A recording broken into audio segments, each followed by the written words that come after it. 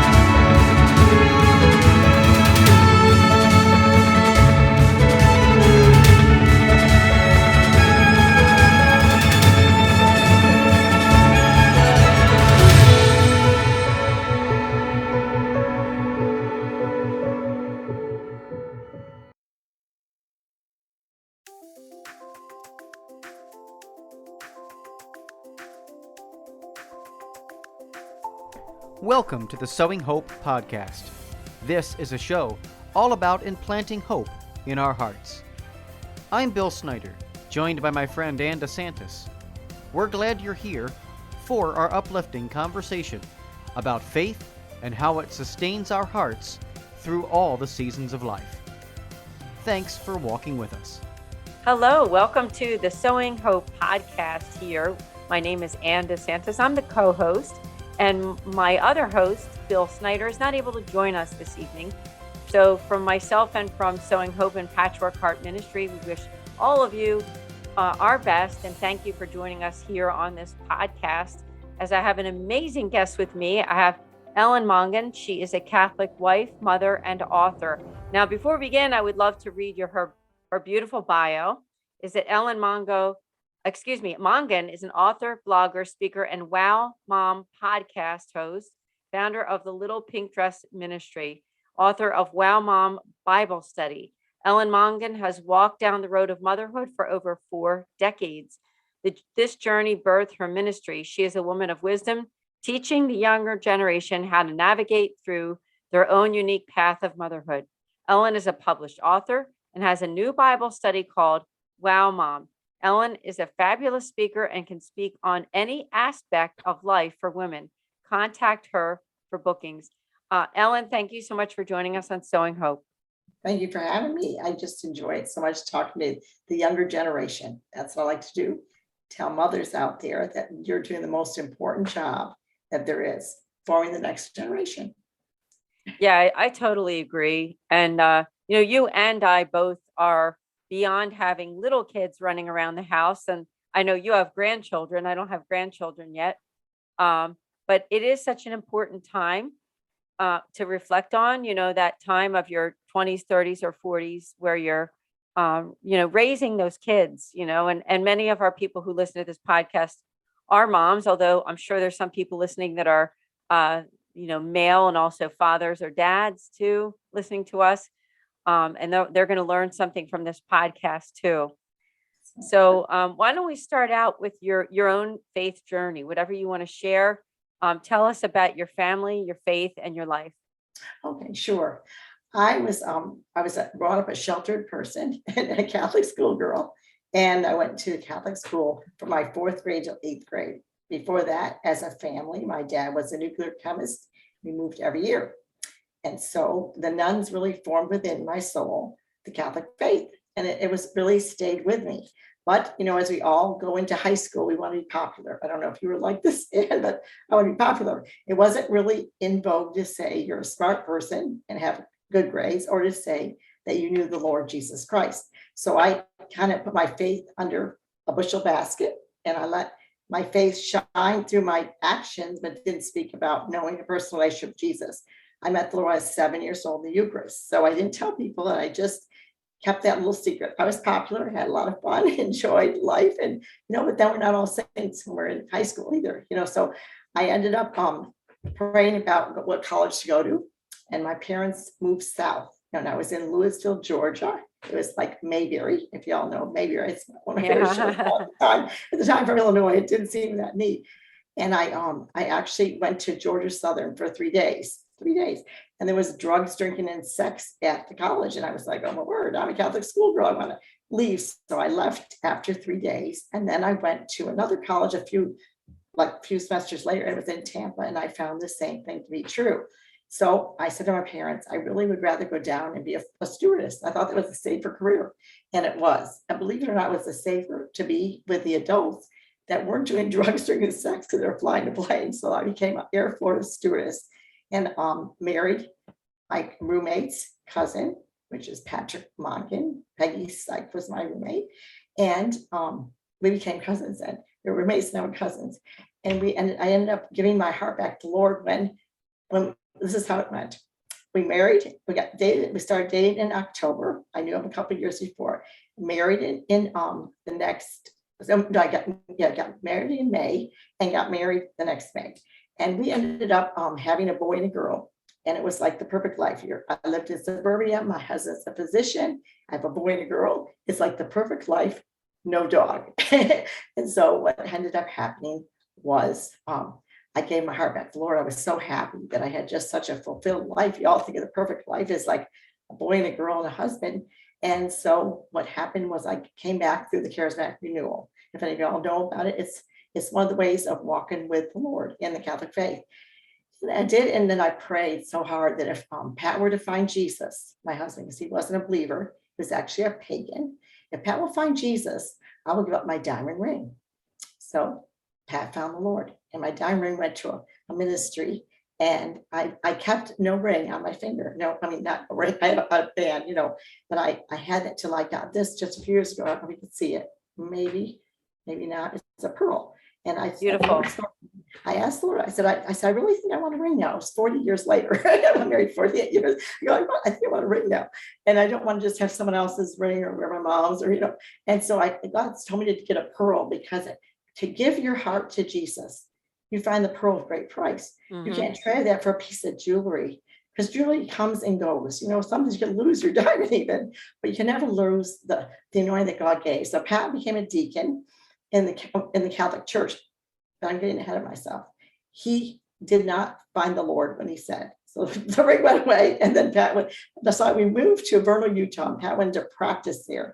In the middle of the different kind of culture, Pat did find the Lord. He found the Lord through his intellect. And it was so good for me to see that everyone finds the Lord a different way. I found the Lord through my time with the nuns and Catholic formation, and he found the Lord through reading all the Pope's encyclicals and reading all the scriptures. And I said, I think Pat found the Lord. And my partner said, how do you know? I don't know. I think it's different. So he did. And he became, as the story moved on, we had the boy and the girl then in Utah, a girl. And then Pat came to study the Catholic faith. We moved back to the South, which was really, I had left my heart in the South as always. So that's my story. And then now people say to me, when I was not having a ring, they were going, well, you could buy another ring. I go, I don't think it's the time. I really didn't think God wanted me to do that. It's giving up something in the Lord.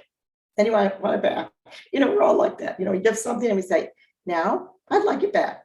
Well, no, that's not how God works, because our heart's supposed to be set on him. And so the time was right. And I tell people my story. It's in Catholic Mom. It's called The Pearl of Great Price. And you can read it, the whole story there. And I think it's a good testimony. People came out to me the other day. I told my testimony, and I was at a Catholic church, our church, at a meeting. Pat was leaving. They go, you can't have your diamond ring. But see, it's because the pearl of great price is Jesus himself. So that's the story. Wow, what a faith. I mean, that's beautiful. I didn't know that about you. I didn't know about that, about the ring. And that's just a great story. And, that's one that like your kids and your grandkids will remember about you. I think so. So I'm blessed that you told us that story. And- Now, we are going to talk a lot about your book. I can't wait to do that. But okay. before we do that, now I know there's another book that you want to share with us about. Can you please tell us about that other book? Sure. When I lived in Vernal, Utah, Pat was first going to work at the university up in Salt Lake, and I moved there, from Gainesville. I was in a charismatic like community support, and there was no one there that knew the name of Jesus I could find. I tried really hard though, I did, and I told him there isn't Jesus and He's Lord.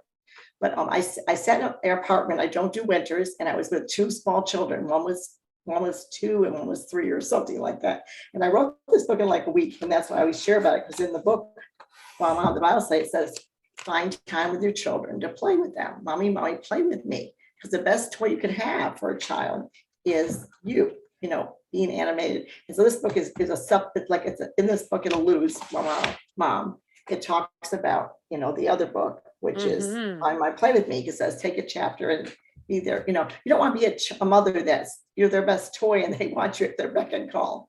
But I find in motherhood, and I raised 8 children because as our story went on, kept having children. You're open to life. That you don't want to be the mom that's saying, "Mommy, come here, mommy." Like if you take the time, like an hour with the children, quality time, and that's what this book is about. Is I take an hour a day and do something with the children. Then they would be on their own with each other and having fun because they got that attention they were so craving.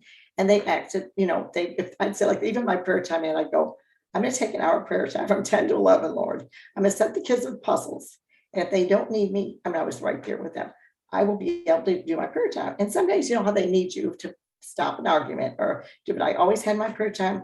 And I go, well, Lord, this is it. Today has lots of the phone rang. Yeah. But I did have to have the prayer time in order to be able to get through the day of having so many children. Because see, I never had babysat Aunt. I never had diapered a child. I never cooked. I never done a dish. And I don't think I ever did laundry. So I had to learn all that as a mother. The Lord told me one day, He said, your biggest miracle in your life, Ellen, is that I made you a mother. And I got such a mother's heart from my firstborn when I held that child. And then I embraced it. And then the Lord taught me as along the way, because I was like his, remedial child. I'm like, what do I do now, Lord? When you don't know something, God has to step you through it, or you have to find a mentor. So now I mentor moms and I teach them the way, and I teach them the joy of motherhood, because I was the child that didn't have those skills. So how do you like that? I know, I love it. I love it. Now that's just a great story. And like I said, I'm really happy that we're getting your story on video, not only for the audience that's watching this, which I know there's people that are watching this right now, but it's also a beautiful keepsake for you and your family, and also for the grandkids, that they can hear your stories and hear you talk about it. So I just love that. Now let's spend some time talking about Wow Mom, a walk with God, Mom's Bible The twin study. books. Okay. Yeah, And I'm a little blurry over here on my end. I'm I don't sorry. know. I don't know. Mine is fine. But let's see. While Mom was one day, I told Ann this the other day or today, maybe. I said, God called me to write Bible studies. Well, I was like, whoa, in the wrong gal, because I never had written a Bible study. I love to go to Bible studies. And, we know in the Catholic faith, there's many now that I'm 68. So when I was younger, mother, if you wanted to go to Bible study, you'd have to dip into a different church than your own. And so I bring Bible studies, and I go to Bible studies in the faith now. But this Bible study is great because it's divided into sections. Their first is a topic. So let's say chores. This is my favorite thing to talk about. And since I wasn't given any chores, my mom did it all. She's an Italian mother, and she did all the work, and she just wanted us to just go play so she could get it done. And then we had Maze when we moved south. So I go, okay, I didn't know how to do anything. So I wanted them to be sure and have the life skills they needed, right? To be able to get through life. Like if they had to wash their laundry at college or something, they didn't have that big up to do it for them. And so I divided up into just different things. And one is chores. And so it says like what I did, like a personal example, then it shows scripture of what scriptures would you use for chores. And then it has a place for you to write in what you think, and then has a little prayer, and then a challenge. So it's divided into little sections. And the truth is, You get so much out of a Bible study, ladies that are listening, and gentlemen too, because you learn. First, you go in thinking, should I even go? And then when you go, you meet nice people. They share something like one little souvenir, one little nugget that you take home in your heart, and you grow from that. You go, whoa, if I hadn't gone, I might not have heard that. And it changed my life. I can't tell you how many times I've been around Christian women in a setting like I used to run a women's ministry in one church. And I learned from the people that I'm mentoring, even, the ones that are younger than me. You learn from everybody and everyone learns from you. So don't be afraid to try a Bible study. I made this Bible study work for moms that would be the same ages, around the same, or at least the same age of kids. And a lot of Bible studies, you have a Bible study leader. But the beauty of this is that you are teaching each other. And that's the beauty of that. You can have because there's no Christian in the Christian life, in the Catholic life, right? There's nobody that's above anybody else. We're all walking with the Lord, and so that's a beautiful thing. You did a wonderful job with this book. Really, I have to say that. Not only is the book, it's a nice size. I mean, it's not a tiny little book. It's a big size book with a beautiful cover, and I even like the size of the print, which is so nice. I designed the cover, and the book was published by Covenant Books Inc. So y'all check that out. I told them I'd advertise them. I always advertise my own books. I get on, I have Wild Mom for my podcast, and y'all check that out on YouTube. And I tell women that, this is a company that I really trust. I'm doing a third book with them. I trust them that much. So this year I'll have 2 more coming out, hopefully. My editor is my husband. You met him. And we're the opposite couple. That's we do the pitfalls in marriage, because he's a turtle and I'm the hare. And we all know the turtle went really, really slow in the hare, and perfectly stopped. And the hare was running, and the hare got tired. So I get tired. Sometimes I get impatient. I say, we got to get this to the publisher. This has got to be edited. So today we sent the last 2. I mean, I'm talking about, if you all have done books, edit 7, you edit it again. And it went today. And one book that's coming out, and you'll like, I think, is a book for moms that like retreats, because it's a journey of 4 women, 4 of the mountaintop women, that went on retreat together for 30 years. We all have large families, or we're all got to be best friends and shared life, and we used to call it 4th the mountaintop, and we actually go to the beach. And the cover of that one's arms going up like this, all holding hands. So I pray, and then the Lord gives me an idea for the cover. They will do the cover for you as well. So the other book it's called The King's Crown. It's for children. It's about how God puts on our head an invisible crown. And one day we put those crowns before the Lord. As we do kind deeds, and as we love the Lord with all our heart, and our life becomes a thank you to Him. We're not earning our way to heaven. We're thanking Him for what He has done. And little jewels go on your crown. And then one day we crown Him with many crowns, and we bow before Him. And we look back and we go, it was all grace in the first place. So that's another. But Wild Mom is my favorite, because it is a journey. Don't you think? And when you're a mom, you start out and you have that little baby, and you say, what do I do? And then you got to get used to that baby. And then the next one comes. And my second one was a kind of a strong little child. My first one was like easy peasy, and the second one was strong. And you go, wow, the second child, that's when I came back to Lord. I came back to like full time. Here I am, Lord, I give you my all. And she's still my child that is very wise and wonderful. And I mean, she's strong in every way. So that's a good thing. It comes out to be a good thing as they're older, to be strong against drugs, strong against drinking. She's old now. She's probably my age. I said 42 in my mind. She's probably something. Oh, that is so beautiful. So beautiful. I love your charism of the way that you mother not only your kids, but I know you've talked to me about your grandkids. And you're such a good proponent for people who might be listening that, maybe they're in their 30s or early 40s, or even possibly early 30s maybe, and, contemplating that whole idea of having the bigger family. So I didn't know if you wanted to share anything on that, because that certainly is, you certainly are a good example, I think, for people who are afraid, because maybe it could be that they're busy with work, or that they didn't come from a big family to begin with. Some people who only came from maybe 1 or 2 kids, afraid to take the step to have, more than a couple or more than 3 or whatever. So I didn't know if you had anything to say about that. I do have a lot. I always have a lot to say, and that's like that's a little collective. I'll say yes, I do. I went to one of Pat's teachings the other day, and I go, I never talk when he first asks a question because I'll share, and he wants me to let someone else have a turn. So this is our turn together. You just pop into Janet to come to the show. Yes, I think that each baby you have is a challenge to the marriage. So you have to be strong in your marriage. You don't have a baby to make your marriage strong. You strengthen your marriage through sacrifice and commitment. And what we know as Catholics is that we have to rub off the rough edges on each other, but we also are there to get the other spouse to heaven. We're supposed to be kindly loving them in, but you don't have a baby for that reason either. But as you have a baby, that's why I wrote the book the way I did. What do we grow when we're toilet trained? Lots of patience. How about sleepless nights? Lots of love for that baby. It's amazing that a mom of many children can wake up with a fever, maybe even, and nurse that baby through the night before you wake up. And then take that little toddler and diaper them as you take 4 kids to school in the carpool with a smile on their face. I always say carpool mom, lipstick on, as I say, because, truly we have a role to play that if we don't see that God's grace is upon it, we look back and say, how did I ever do that? But I did spend a lot of time in prayer, and I had to have my prayer time to make it through because I had so many close together children. I had 6 children in 12 years. And then the last one, we had a baby die. Our 8th one did pass away, and it was full term. And it was I'm talking about, think about the hardest thing you ever did in your life, like climbing a mountain with no shoes on, And so that was another experience. But because of Zachary, our little angel that's in heaven, God used me to speak to other women. That's why I mentor women. These are all the reasons I mentor women. It's because, what do you do at that point? It's just like having your firstborn. You're on unknown territory. You're walking where you've never walked before. But didn't Jesus do that?